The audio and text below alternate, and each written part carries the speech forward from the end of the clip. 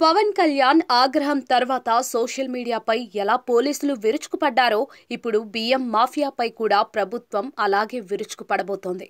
ఈ అంశంపై ముఖ్యమంత్రి చంద్రబాబు నాయుడు ప్రత్యేకంగా దృష్టి పెట్టారు. ఆయన డీజీపీతో ఈ అంశంపై మాట్లాడినట్లుగా తెలుస్తోంది.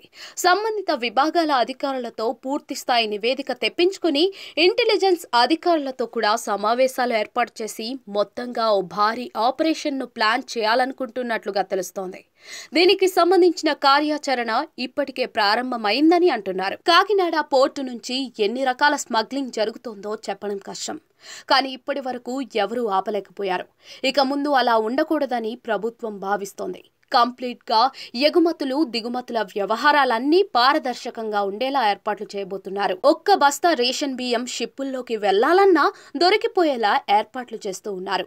అంతేకాదు ఇప్పటి వరకు ఎగుమతి చేసిన బియ్యం పైన కూడా దర్యాప్తు చేసే అవకాశాలైతే ఉన్నాయి. ఆఫ్రికాకు ఎగుమతి చేసిన బియ్యం నిల్వలపై ఇప్పటికే ప్రభుత్వం వద్ద కొంత సమాచారం ఉంది.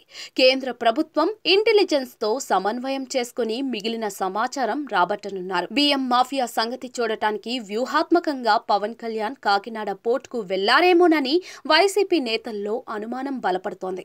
ఆయన అక్కడకు వెళ్లడం వల్ల కాకినాడ పోర్టు నుంచి జరుగుతున్న బియ్యం మాఫియా వ్యవహారానికి దేశవ్యాప్తంగా ప్రచారం వచ్చింది. ఇప్పుడు అక్కడ చర్యలు తీసుకుంటే అందరూ హర్షిస్తారు, కానీ ఒక్కరు కూడా రాజకీయ ప్రతీకారం అని అనరు. ఈ మాఫియాలో వైసీపీ కీలక నేత ఉన్నారని ఎక్స్పోజ్ అవుతోంది.